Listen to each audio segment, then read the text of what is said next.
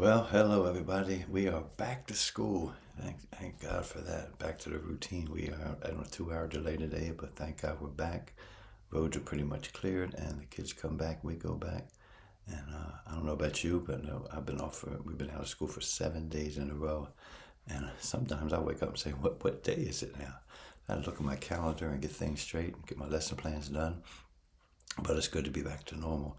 I pray for all those who are still snowbound, who had to go without heat or whatever during this time. And I pray things get back to what is normal pretty soon. But continue to remember the homeless, continue to remember the elderly, those who are less fortunate, those who may not have food and things, and be prepared. Keep some things in your cars for those who you might be able to help out. Look out for your neighbors, and just be Jesus with skin on, as I like to say. Today I want to talk about being content with what we have. Sometimes we always want more. We want what our neighbors have. We want what our friends have.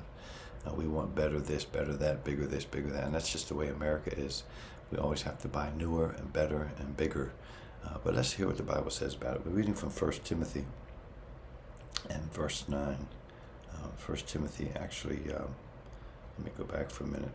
So we're reading from 1 Timothy. Okay. But godliness without contentment is godliness with contentment is a great gain. For we brought nothing into the world, and we can take nothing out of the world. But if we have food and clothing, with these we will be content. And that's 1 Timothy 6, again, verse 6 and following. So let's think about that.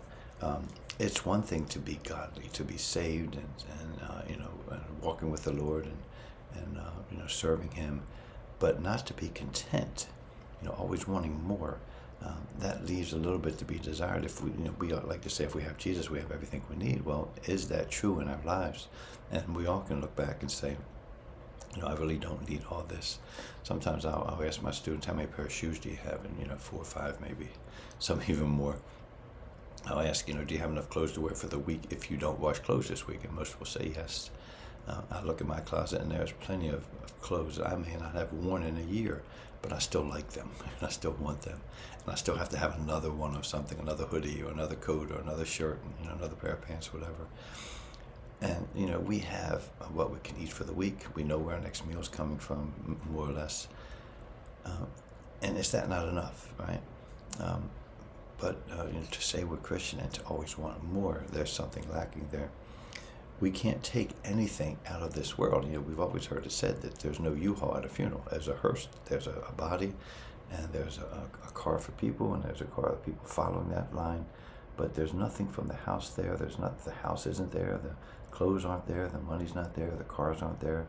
All we take with us into eternity is our soul. So what is our soul like? What are we desiring in life? Are we serving others? Are we caring for others?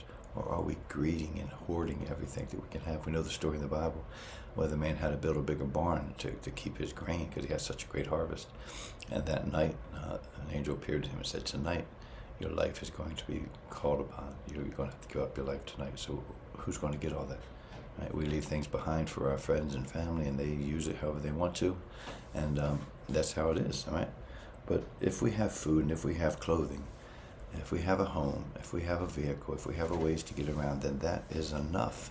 And we have to realize as believers, we need to stop wanting so much.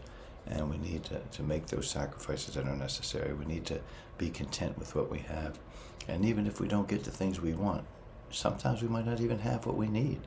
But we have a relationship with Christ, and that lasts for eternity.